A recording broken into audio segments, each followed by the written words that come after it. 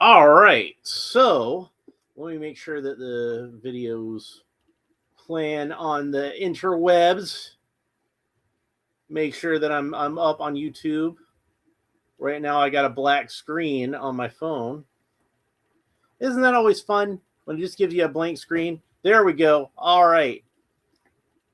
So I still got a bunch of stuff to open for Masters of the Universe. And that's a good place to be because, I like Masters of the Universe. And I'm really excited about some of the figures that I've got to open up for you from that line in the near future. But unfortunately, uploads have been rather sparse lately because, like I said, real life BS has been getting in the way.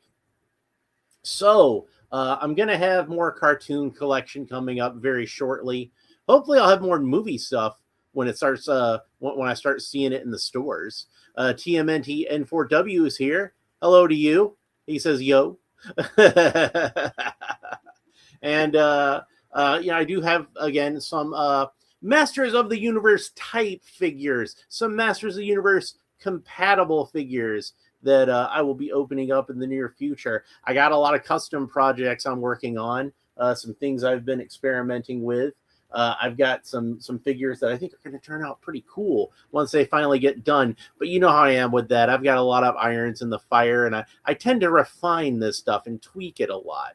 Like months ago, I mentioned that I was working on that that Warduke figure from Dungeons and Dragons, and he's pretty much done now. So I keep meaning to put up a short for that because he just what I really need to do with that one at this point is a couple of parts of the figure got the paint got chipped, so I need to repaint him a little bit.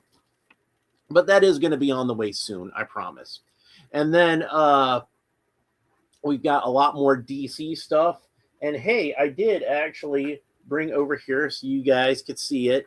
Here we go. I do have the first of what will be many, the new Mattel DC figures from the DC Super Villains line. Don't ask me, man. I didn't make that decision. But you can see there's a when I picked them up at the store, I think I mentioned this before. The only two figures I had left were Batman and Flash. And I thought about getting Flash, but I decided I'd wait a little bit on them. No more Joker, no more Robin. I would have really liked to have that Robin because I really like that design. I think they did a great job with that design of Robin. So I think we're going to take a little segue away from Masters of the Universe on the next episode, whenever that is. And I'm going to go ahead and open this guy up because I'm really excited about this one. And but we're still going to have plenty more He-Man stuff to open up. And today I have to open up for you from you can tell it's from Mattel Creations, and that silhouette might look kind of familiar to you. Al Davis is here and says, "Evening, Alan and TMNT." So welcome again to the show. Yeah, Mattel Creations. We got the silhouette of the figure over there and some of his accessories, and who is it but Moss Man? And I got the box upside down. There, Moss Man. There we go. Got a nice portrait of this dude here. Now, he's a big old chonky figure. And as I mentioned before, when I first saw pictures of this figure on the website, didn't look at the name or the description or anything like that. Just when I first glanced at the pictures, I even thought this was an Origins figure because he's so big and chunky. But no, this is a Masterverse. See, it says so right there. Masterverse. It's a new Eternia. Original designs inspired by classic concepts. And I do really like this design of Moss Man. I think they did a really good job of him. He's not flocked. Sorry, folks, he's not flocked. But I think he makes up with it with some good sculpting detail. And hey, there's a little bit of a bio here on the side. So let's go ahead and read that real quick. With the shattering of New Eternia, Moss Man's mind has become splintered across the 7 corners of the first planet.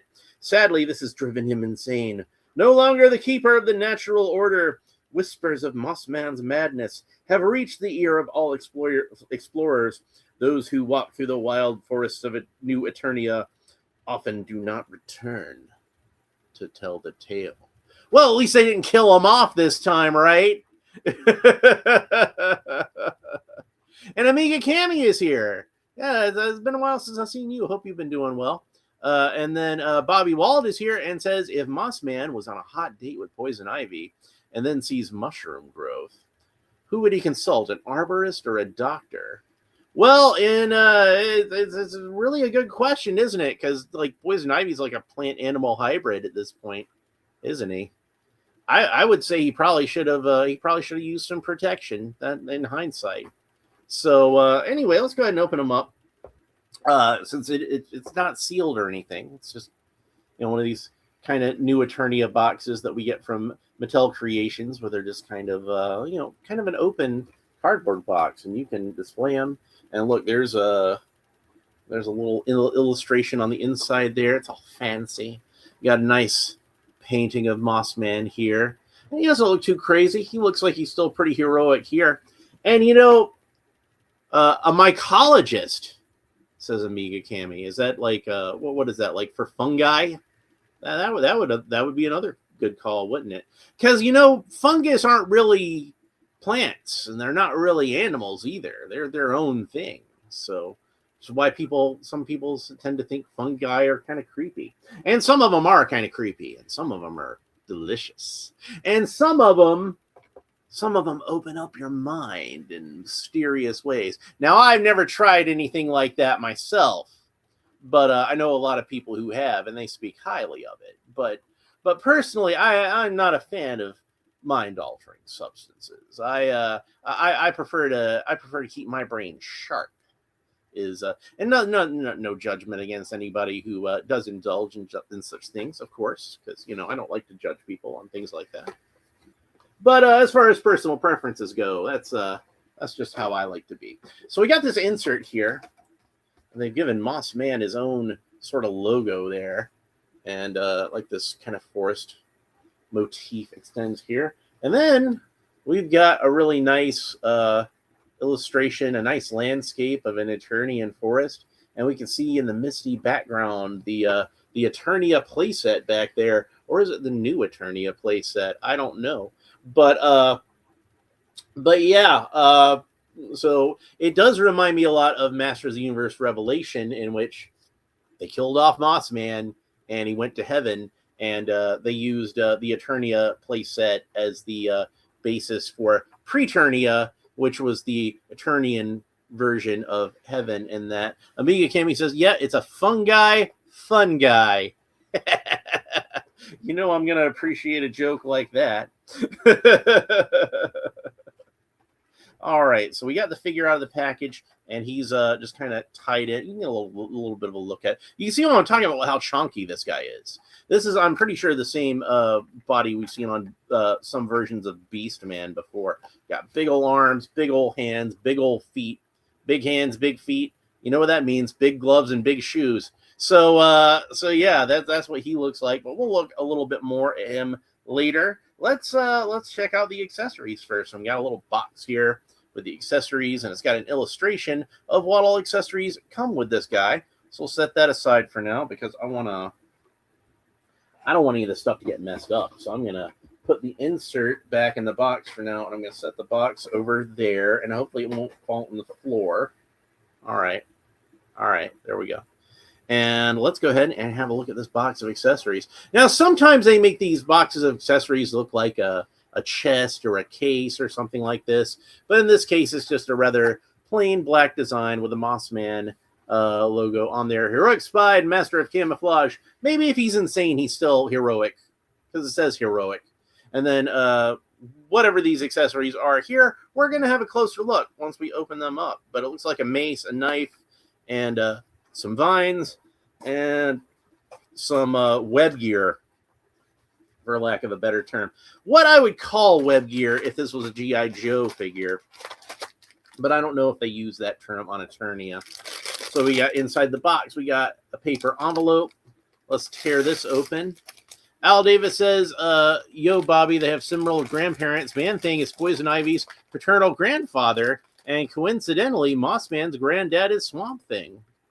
Well, I've talked about the visual connection between Moss Man and Swamp Thing myself on this channel, and I always said that one of the main reasons I liked Mossman so much when I was a kid is because of his resemblance to Swamp Thing, who I was already a fan of. So that doesn't surprise me in the slightest. It does surprise me that Man-Thing is related to Poison Ivy because he's from the Marvel universe and Ivy is from the DC universe. But if we want to get really real about it, the real grandfather of all these characters would be the Heap from the Golden Age. And of course, the Heap was the big influence for both Man-Thing and Swamp Thing.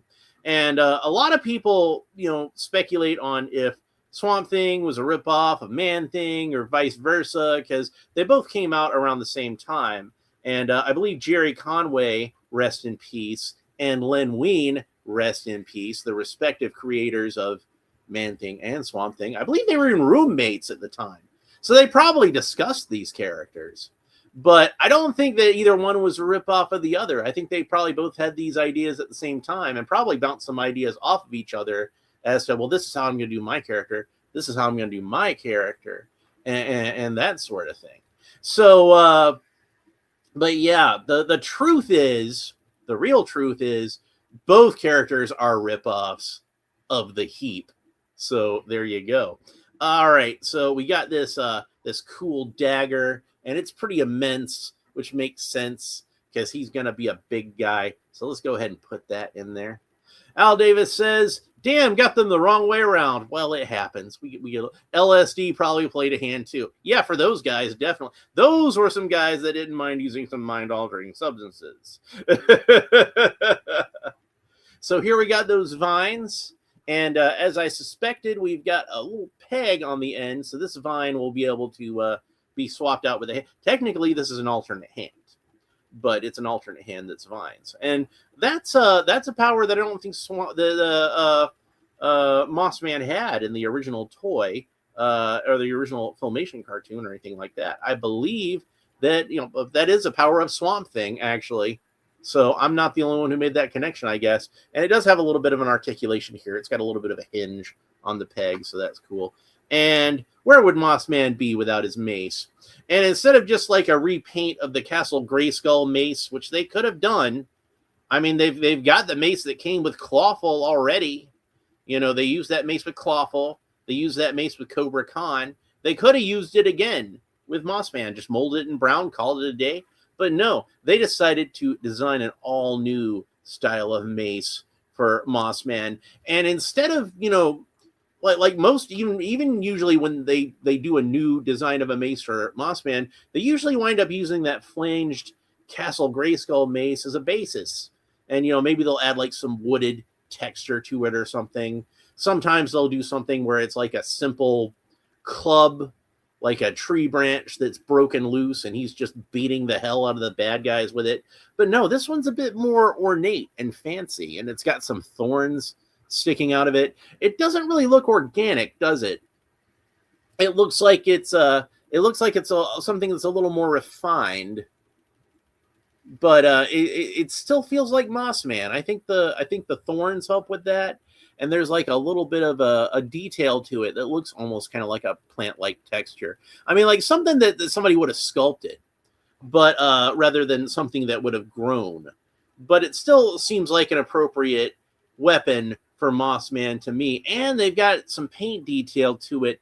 There's a little bit of a wash or a wipe or something here where they've got some light green detail to it, almost like there's some corrosion on the weapon. So it could have even been something that somebody lost in the woods and Mossman just found it and appropriated it for himself.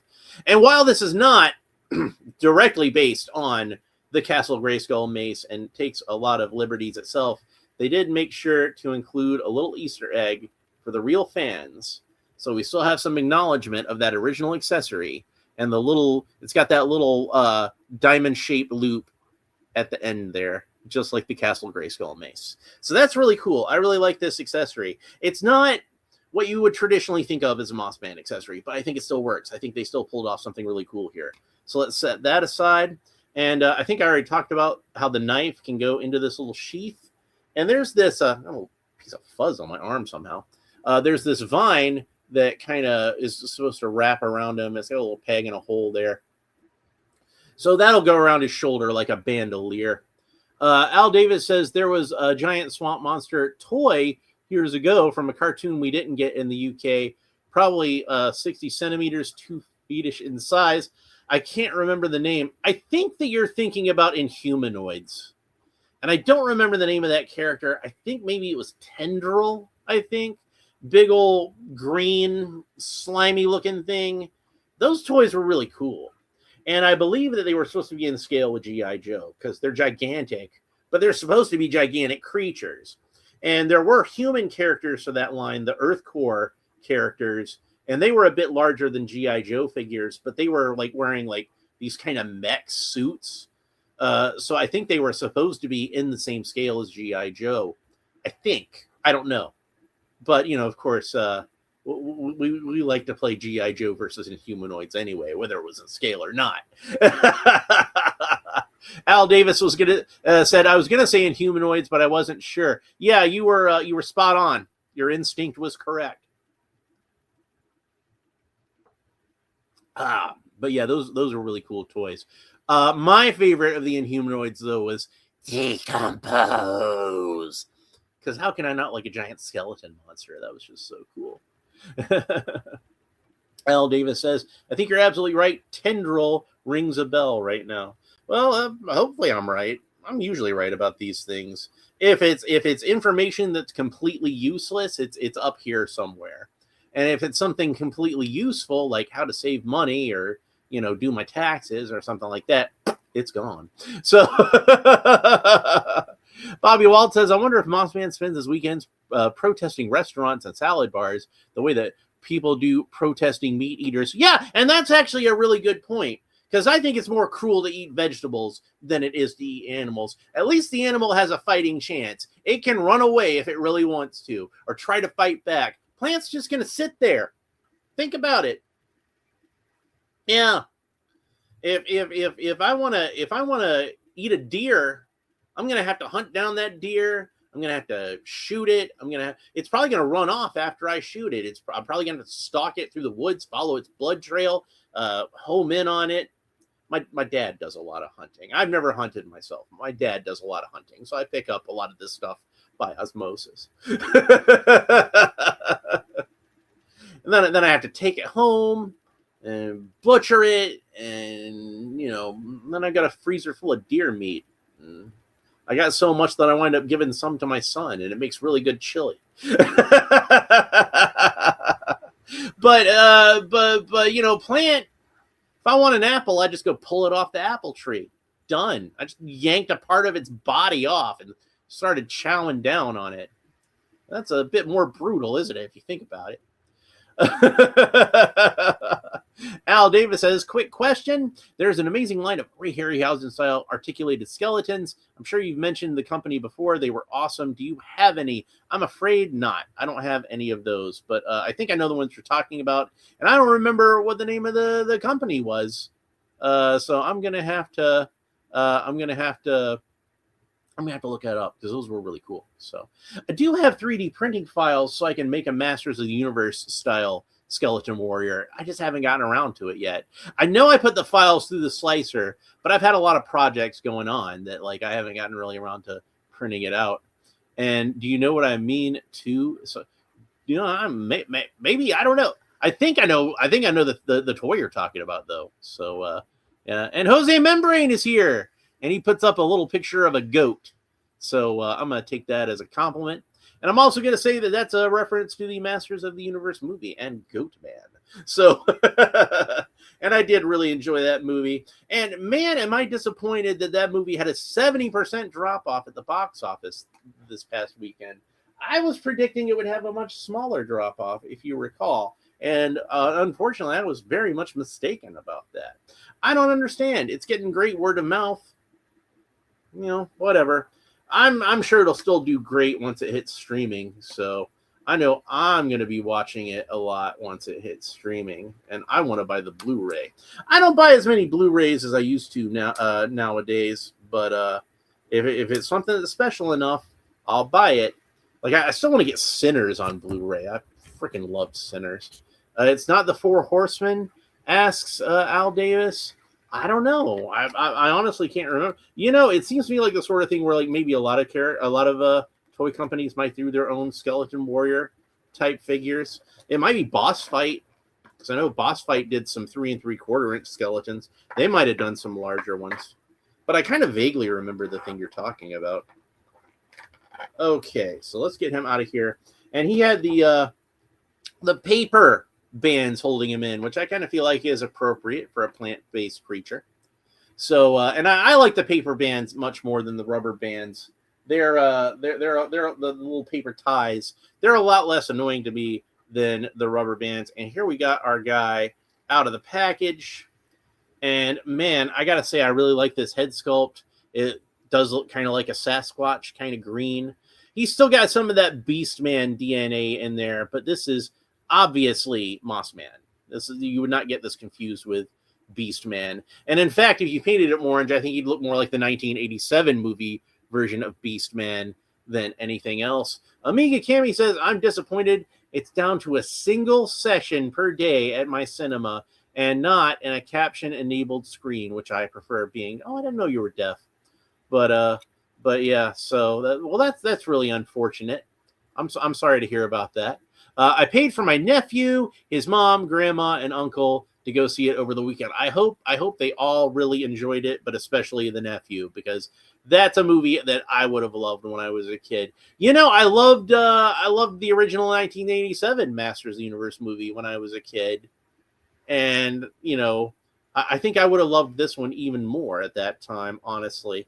So it's kind of hard for me now to pick which one I like better because of the whole nostalgia thing, and it's kind of a battle right now between nostalgia and recency bias.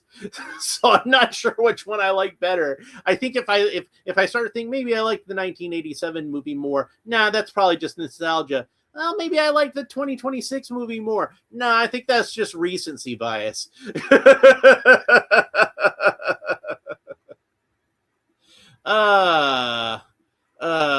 Bobby Wald says, now that half the Hasbro employees have moved to Boss Fight, I imagine they're going to start more 6-inch scale. You know, they've already been doing 6-inch scale. I wouldn't be surprised if they did start to focus more on it.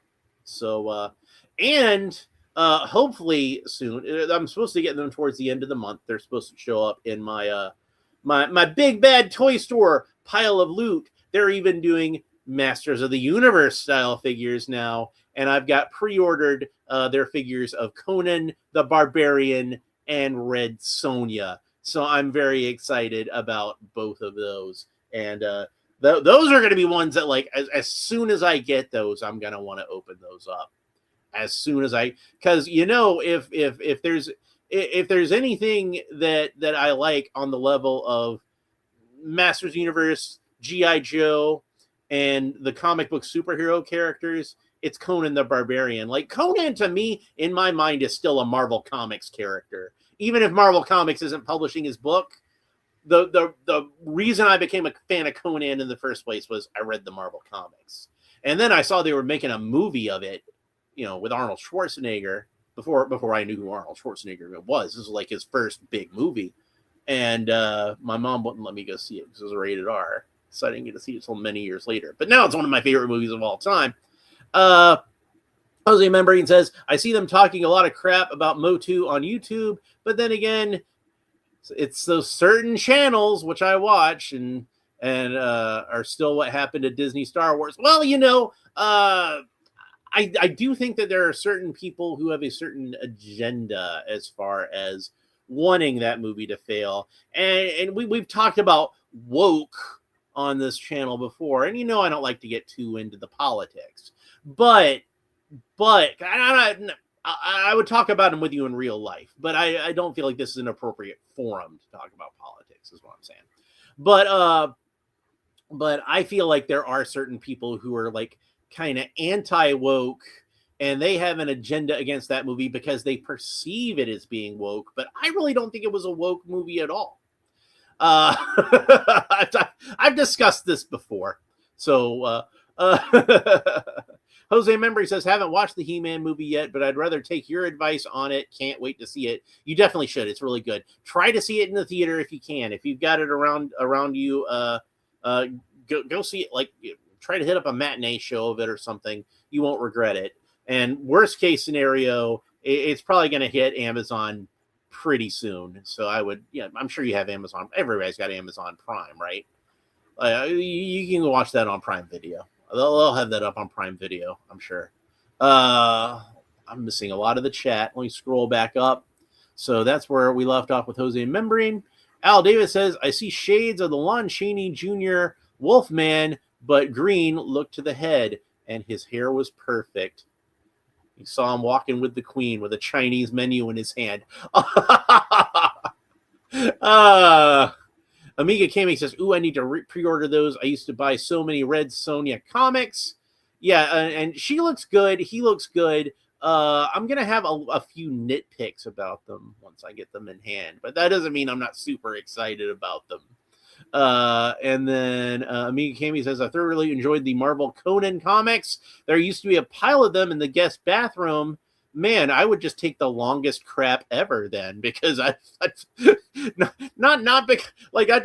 be sitting on the toilet 15 minutes later because you're like, hey, what's the holdup? Are you having a problem in there? I'm like, no, I'm just in the middle of a witch shall be born.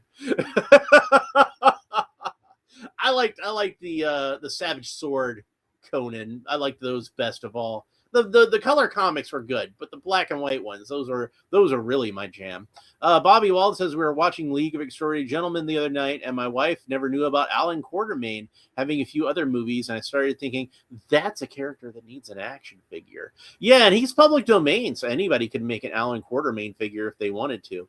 Like, if you really want to make an Indiana Jones figure, but you don't want to pay Disney for the licensing rights, just make yourself an Alan Quartermain figure and call it a day.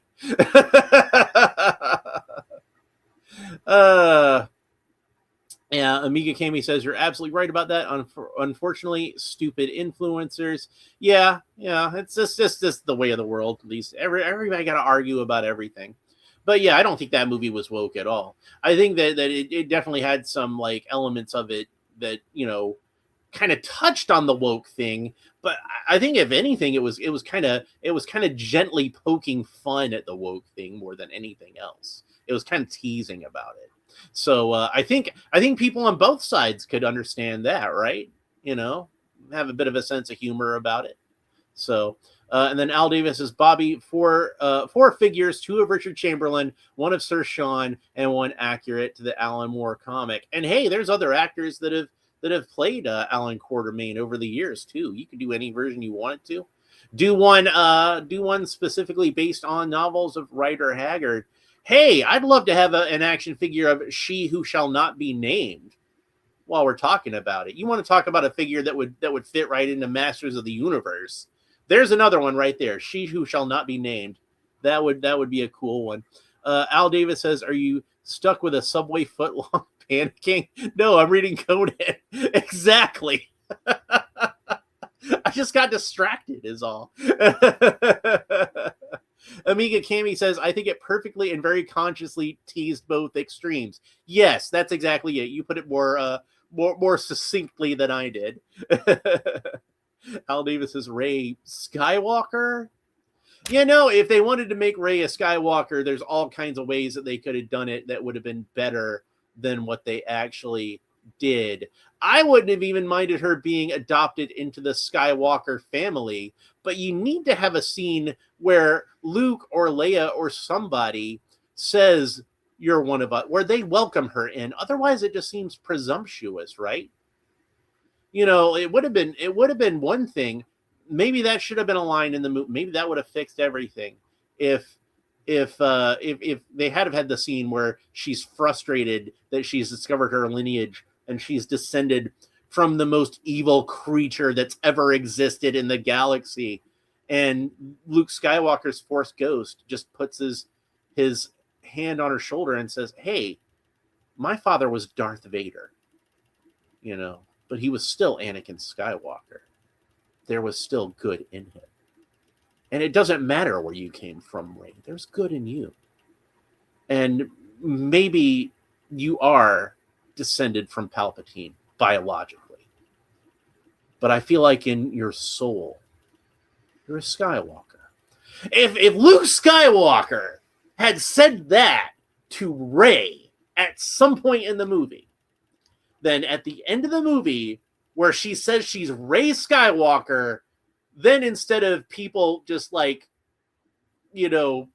howling in disbelief, like I heard in some of the theater reactions, then you would have had a whoop of approval, and she'd probably still actually be a fairly popular character today. Remember, everybody loved Rey in the first movie, like when she was all about the mystery. It's really Rian Johnson that ruined her. But honestly, I kind of feel like J.J. Abrams probably didn't have too much going on under the surface. Anyway, it's unfortunate because I really like Daisy Ridley. And I think she did a great job in those movies. And I think she's a really good actress. And she's likable and charming. And I want to see Daisy Ridley in more stuff. So it occurs to me that we spent a lot of time talking about a lot of things that aren't this Mossman action figure.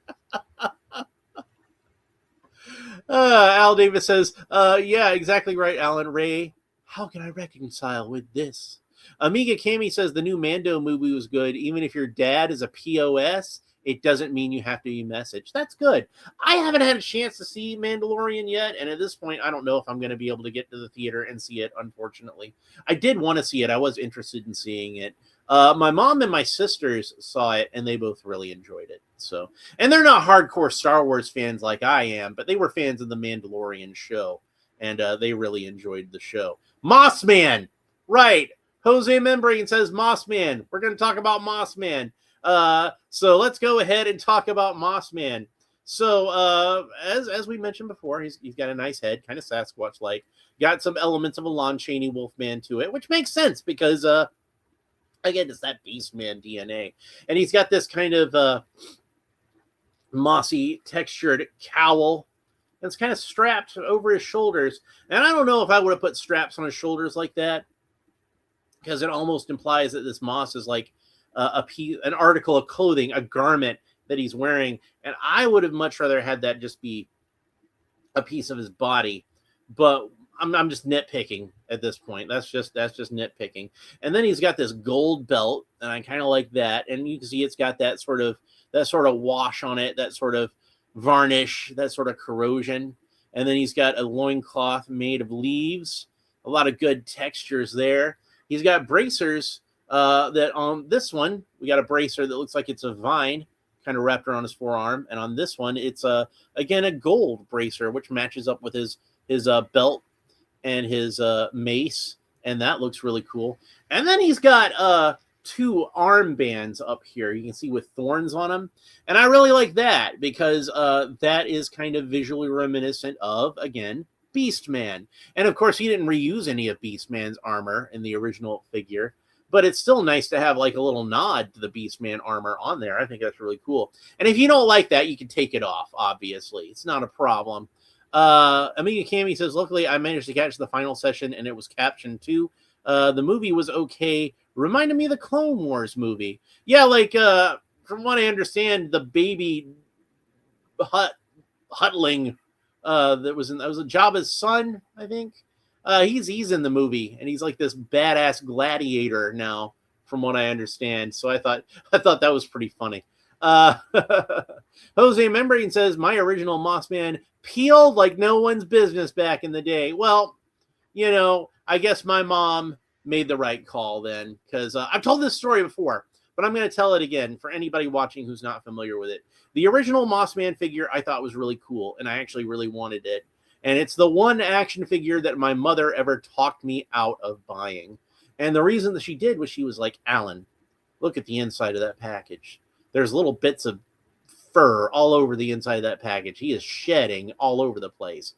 And I'm like, well, I've got Panther. He doesn't shed like that. And I'm like, yeah, but they probably used a better glue on Panther. This guy, it's just all over the place. He's going to make a big old mess. You're going to have to clean it up. I'm going to have to clean it up. It's just, this is going to be a hazard. You're going to get this stuff all over everything. So reluctantly, I passed on Mossman for that very reason. So Jose Membrane, what you're telling me right now makes me think that maybe I made the right call. Okay. But of course, I got plenty of cool. Al Davis says, "You nitpick with Beastman, you moss mock with Moss." Fair enough. All right, so let's continue with our examination of the sculpting and the paint details and whatnot. So then he's got some shin guards, which look like they're made up with some vines with some extra furry, mossy texture in there. And I'm interpreting that as being actually part of the moss that's on his legs, and the vines themselves are just supposed to be separate pieces. And then some nice furry beast feet down there. And you know I love the beast feet. You know I hate it whenever Beastman or Stratos have those weird sock feet. And the vintage Mossman and the Origins Mossman both have the sock feet too, but since he's got that furry flocking over it, I feel like that hides it. So Mossman is the one character I can forgive that with. So let's go ahead and take this guy apart a little bit. We're going to pull off his head, and then we're going to take off this cowling. And I don't think I mentioned the large thorns on the back of the cowling, but I like that too. I'm going to take that off. And like most new Eternia figures, we can make ourselves a more traditional version of Mossman if we remove some of these extra pieces. So if we take off the bracers, and Mossman did have bracers on the original figure because he had the little bracelets that that Beastman also had. But these are a little more ornate. So we're just going to disassemble this guy as much as we can. I'm not going to take the feet off because those are a little more involved. The hands are meant to be pulled off, but the feet are not. So we're just going to take this guy down to his most basic elements here. Take off all the armbands and the bracers and the cowling over the shoulders.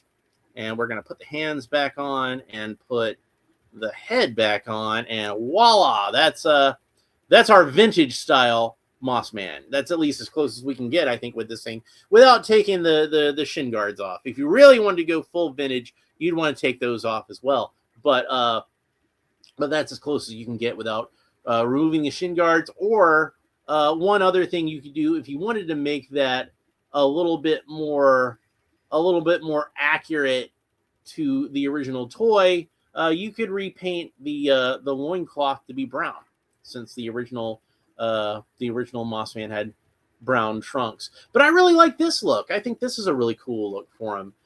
It's not as ornate, obviously, as having him with all the accessories on there.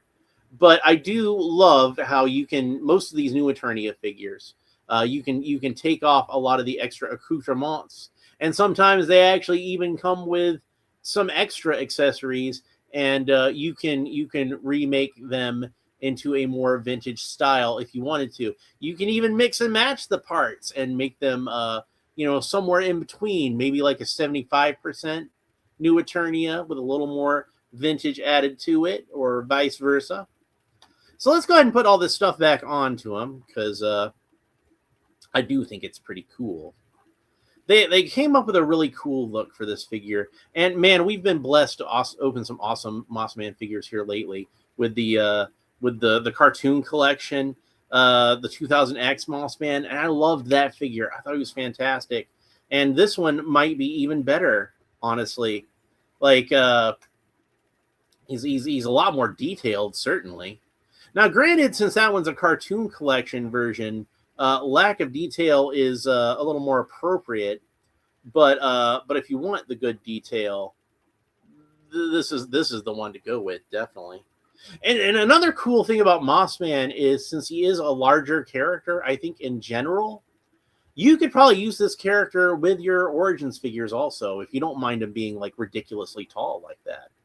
And I'm sure some people would prefer to have a ridiculously tall Mossman. I forgot to put the armband back on before I put the bracer, and that would probably be a lot easier, wouldn't it, to put the armband on first and then put on the bracer.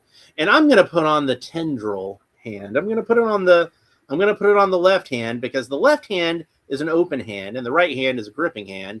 And I'm going to want to put the mace in his hand in a little bit. Let's see.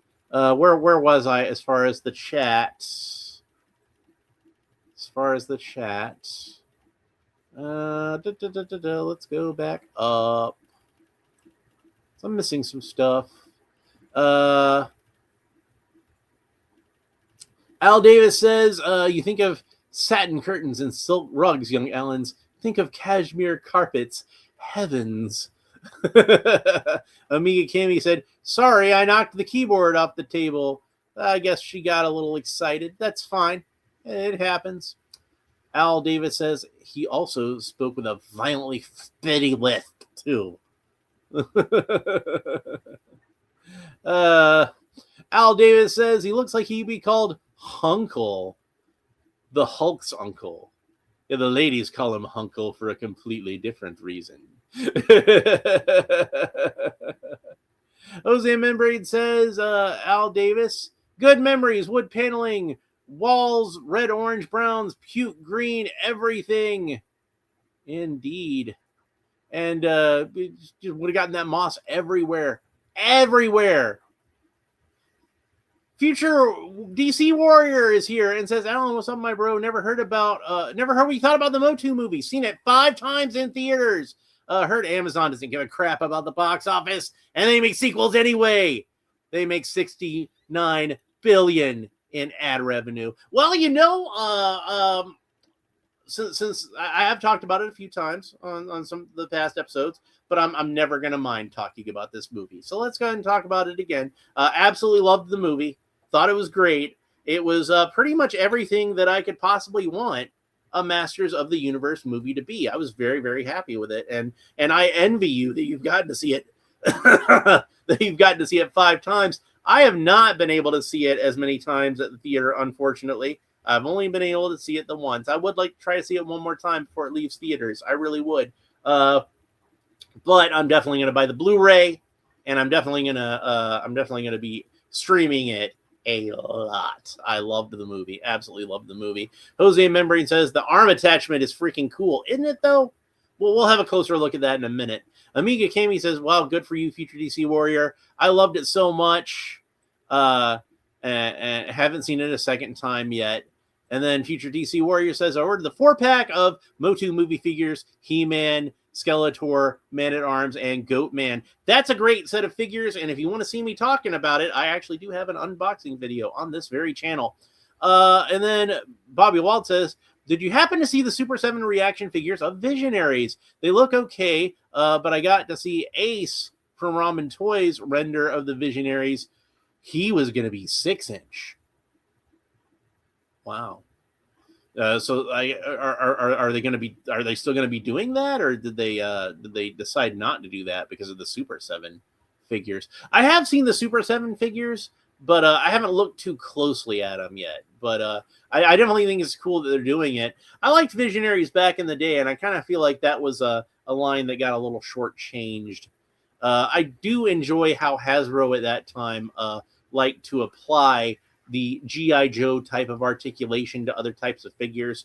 So those were basically they were kind of like G.I. Joe figures, but in superpower scale, and I really liked those. And Cops and Crooks would be another line that was similar to that, like a larger scale of figures, but definitely done in that G.I. Joe style. And I always enjoyed those.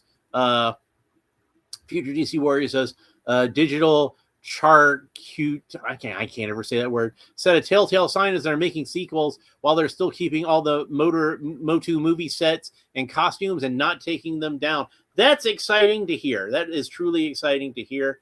You know, like if look, I don't care if it's profitable for them. If Amazon doesn't care it's profitable for them, they're like, fuck it, we're just gonna make more of these because we think they're awesome. Do it, man. I want to see it. I know they've been working on a live action She-Ra episode. I've heard some people put forward the theory, and like, I have no proof of this, but it's a theory that happens to fit the facts.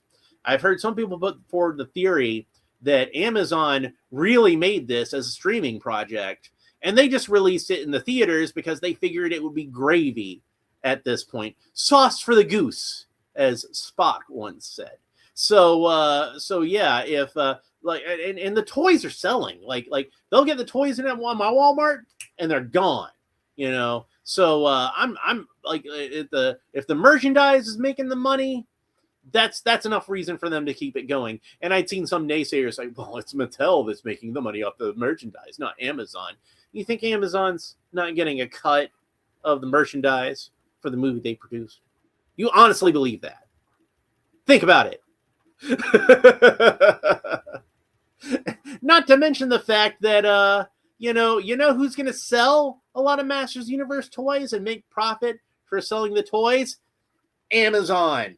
We were literally just talking about an Amazon exclusive 4-pack that they did. Not to mention, the Amazon exclusive Sky Sled. I recommend that as well. That's a really cool toy. Watch my video on when we're done with this one.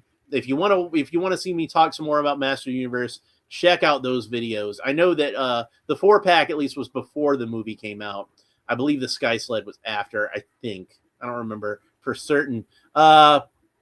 Al Davis says, I saw an SDCC Invincible blue suit battle damage Jaded Toys release soon from whenever SDCC is on. And I know you're going to want to try to get that because I know you're a big fan of Invincible. So hopefully you can get a hold of one and for a good price. Hopefully you're not having to shell out too many pounds for that.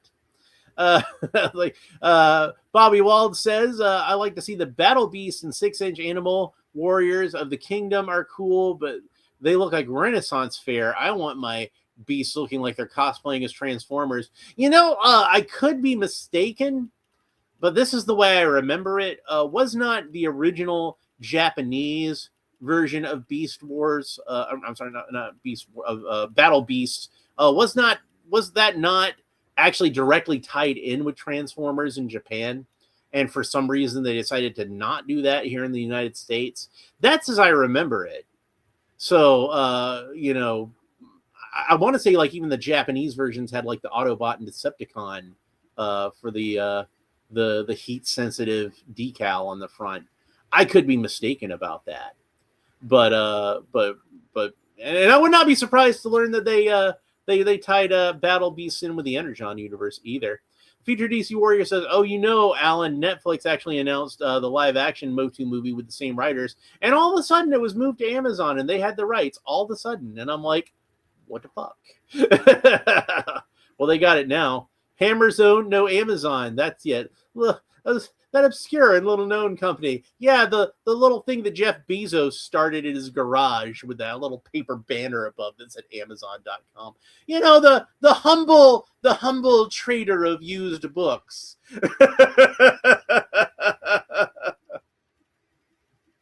So yeah, here he is with his accessories, and we got that tendril arm, that vine arm into his hand, and that looks really super cool. And these vines are kind of flexible. So since I happen to have Scarecrow right here, you can actually have him grab one of the bad guys with it. And that's pretty cool. So I think even if we make sure we got these vines attached around him, he can actually like grip him, like hold him. That's pretty awesome. I like that. No bendy wire? No, I'm afraid not, Al. It's just kind of pliable plastic. Bendy wire would have been really cool, though. In hindsight, we're going to armchair quarterback this thing. We're going to Sunday morning quarterback this thing. Monday morning quarterback, sorry. Then yeah, wire would have been really cool to have in there. So, and the mace just looks great with this guy, doesn't it? Freaking awesome. All right, so let's talk about his articulation real quick. So Mossman can't look up that far because he's got this long hair in the back. That's to be expected. He can't look down very far either because he's got that beard gets in the way. But it does move a little bit up and down like that. He can't really tilt his head very well either. It tilts a little bit, but just a little bit. And then the head does, in theory, rotate all the way around, but it's going to bump into this stuff and it's going to come off. That's what's going to happen. So the head articulation, not so great on this guy, but I kind of feel like that's a fair trade-off for what's a really awesome head sculpt, honestly. It's just the nature of the beast, folks. It's how it's going to be. So Al Davis says, business on top, party around back. Oh, hell yeah. Future DC Warrior says it debuts tomorrow on YouTube. Oh, yeah, the new what was it? Tales of Eternia. Yeah, like I think to me that looks like it's one that's intended for like younger kids, and I really approve of that. I think that that'll be a great way to get the younger kids into the franchise. And I thought the designs were cute. I thought they looked fun, and they still, even though they had that sort of cuteness to them, they still looked like, you know, He-Man still looked like a powerful character. You know, he still looks like he's He-Man. He's still got that going on, and so I really liked the designs that they had for it. As far as like you know, if you're going to do a Masters of the Universe aimed at small children, I think that's a perfect design for it. And it's kind of a little bit Batman the Animated Series, a little bit like the Imaginext DC Super Friends. Now there's a missed opportunity right there. We still haven't seen proper Imaginext Masters of the Universe figures, and we've been asking for them for like decades, it feels like now. Oh, we got the larger Imaginext Masters of the Universe figures, but I'm talking like the classic scale of Imaginext. We need those badly. So, and they should have had them out in time for the movie, and they should have them out in time for this animated series. I'm just saying. I know there's all these fiefdoms within Mattel, and they have their rivalries, but you need to get together and settle your shit so you can make those toys that we all want. We want to buy those for our kids and our grandkids and our nephews and our nieces, because girls love Motu as well, don't they? You know, like I said, I grew up playing with Masters of the Universe with my cousin, Amy, a lot of the time, and she loved it just as much as I did. So, Future DC Warrior says, do you know Tiffany Smith, who voiced Andra on the Kevin Smith Revelation, voices Evelyn in the new Tales of Eternia? I had heard about that, and I think she'll do a good job. I really liked her. I really liked her on Revelations. And Al Davis says it's like Game of Thrones in Mattel HQ, right? Exactly right. Exactly right. That's how it be. I mean, like you just gotta watch the Toys That Made Us episode, and how, like, you know, the boys department started developing She-Ra because they knew that girls like to play with Motu, and then the girls department was like, oh hell no, you're not doing girl toys over here, we're girl toys, and they took it away from them, and then they started developing She-Ra. From they picked it up from there, kind of went from scratch in a lot of ways. But anyway, let's get back to this articulation. So the arms rotate all around the shoulders, but again, they're going to kind of bump into this cowl a little bit. That's going to happen. Yeah, but they do go all the way around, in fact. And then he's got a bicep swivel, so that rotates all the way around. And he's got double jointed elbows. That's about the range of motion you get at the elbows. And then his wrists rotate all the way around. And it's got a horizontal hinge on it, so it moves back and forth like so. And the open hand that we got on the left hand has a horizontal hinge on it, so it would move back and forth in the same direction.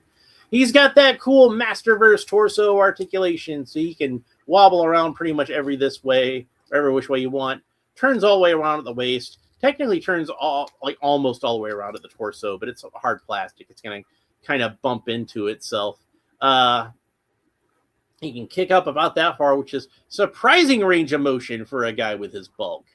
Excellently done. And that makes me suspect that there is a drop-down hip on this guy. Although it's kind of hard for me to tell. His parts are so... I don't know if it's a drop-down hip or not. I can't tell you if it's a drop-down hip or not. But I suspect that it is. I might be wrong. So then he's got a thigh cut. Thigh rotates all the way around. He's got double jointed knees. That's about the range of motion we get at the knees. And then he's got a boot cut, so that rotates all the way around. It's not quite hidden by the shin guard, which seems like it would be the main purpose of putting that on there. And it fits so tightly, I think it'd be very difficult to get it moved back up. Mossman can point his foot down about that far, point his foot up about that far, and then that rotates all the way around where the foot meets the ankle. So that's that. Al Davis says, if you don't mind me asking, Alan, just how much this figure is in the U.S. Well, I got him when he was on sale, and I paid a little bit less for him, and I don't remember exactly how much I paid for him, but I will look that up for you real quick. I will let you know. So let's see. We'll go to my web browser and go to Mattel Creations. And they got a little Pride logo up on there, which is, that's a probably a sharp idea because, there's a lot of gay men that collect Barbie, and there's a lot of gay men, honestly, this Masters of the Universe fans. Shout out to my friend Brad Taylor. His favorite character is Fisto. So I've mentioned Brad on this channel before. He's a cool dude. And let's see. So we're signed in. I had to sign back in because I guess I haven't been on here in a while. Probably not since I placed this last order and I was tracking it. I can click on my profile, order history. I can tell you exactly how much I paid for it. So, yep, this is the order that I want. This is when I got that extra hero and that extra Charella. So I'm working on it. So yeah, I got those on sale for $10, and I got Mossman on sale. He was $17.50. Let me see if he's still on sale. Yep, he's still on sale for $17.50. So if you want this figure yourself, that's where to find him. He's an exclusive to that website, and he ain't gonna get any cheaper than that. I don't think that's like half price. This is a $35 figure. I got it for $17.50. So an excellent deal, a bargain, a steal, you might even say. And look at this guy. He's massive and he's cool looking and he's impressive. That's Mossman. That's what you want Mossman to be right there. And not a corpse. Not a pile of mulch. Stop killing off Mossman. We love Mossman. Amazon, if you really want to give us another sequel to Masters of the Universe, I'm going to love it. I'm going to appreciate it. Regrow Mossman. Have a scene where he got a potted plant, Orko's watering it, and we see like a little sprout. We see the guy start to grow out of it. And eventually, by the end of the movie, we got a full-grown Mossman again. That's what I'm going to suggest. Bring back Mossman. We love Mossman. Stop killing off Mossman. Why did you kill off Mossman when Mechanex's right there? I'm just kidding. I liked Mechaneck in the movie, even though I thought his design could have been a little better. But Future DC Warrior says, damn, Mossman got it in the worst way in Revelation and the live-action movie. Exactly. Poor old Mossman. Bobby Waltz says, sounds exactly like what happened to Groot. Hey, if it works, right? Just saying. I'm not saying it's an original idea. I'm just saying it's one we can use. Mossman's way cooler than Groot, though. I gotta say, I like Mossman better than I like Groot, even. So, and then have him do some cool. We need a good Mossman fight scene in the movie too. They've made such a great design of Mossman in that movie, and it looked just like the original toy, except for he was wearing pants because everybody in that movie got to wear pants for some reason. And and then they just kill him off before he even gets a chance to show his stuff, like begging for mercy, like a chump. Mossman deserved better. Hashtag justice for Mossman. That's all I'm saying. It's a great movie and I loved it, but it's not going to mean I don't have my criticism of it either. And that's my main criticism of that. Yeah, I think that's going to be my main criticism of that movie, is that Mossman deserved better. That's it. That's my criticism right there. Bobby, yeah, I already read that one. Okay, cool. So anyway, this is a great figure, and it's definitely worth picking up. Oh, by the way, I should mention there is that Origins Mossman that's coming out. Looks like he's in a 2-pack with Ram Man. And, I've said before how I was never really a big fan of the Ram Man character. And that figure was one of the first examples of buyer's remorse I ever had for an action figure when I was a small child. But I did really like Ram Man in the movie. I thought they did a great job with him, and it was really cool how they basically translated his design from the toy 1/1 into the movie. I think Ram Man is ironically probably the closest character design to the toy that they had in that whole movie. Crazy enough, of all characters, we need to get Ram Man to look exactly like the toy. But I think that's it for this episode. I hope you enjoyed it. If you did, please make sure that you like and subscribe and all the fun YouTube stuff down below. Leave a comment. Let me know what you think about Moss Man.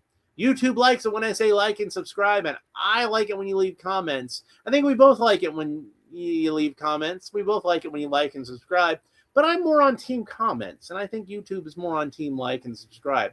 But whatever you do both of those things. That'd be great. Next episode, and I'm not sure when the next episode is going to be, folks, because like I said, I've been really busy lately with getting the stuff out of my storage unit. I've been trying to help my mom organize her garage. One of these days, I've got to get organized. And then, I was even supposed to move some more stuff out of the storage unit today, but I was just freaking tired, and I slept late, and that's just going to happen sometimes. I'm an old man. I can only do so much. It's just how it is. So I'm not sure when the next episode is going to be. I'm probably not going to be at the house tomorrow. But when we do the next episode, hopefully it'll be much longer. When we do the next episode, Batman. We're going to open up our Mattel Batman. I'm super excited to open up Mattel Batman. For today, Alan? No, afraid not. Al Davis says, cheers, Alan, everyone in chat. Peace and love all. And says, what's the Belk cheat code for the comments? Okay. Let's have one of those. Moss Man. So Moss Man is, of course, Masters of the Universe muck monster. And we've discussed on this episode like similarities between other muck encrusted creatures such as Man Thing and Swamp Thing and the Heap, and there's tons of other ones.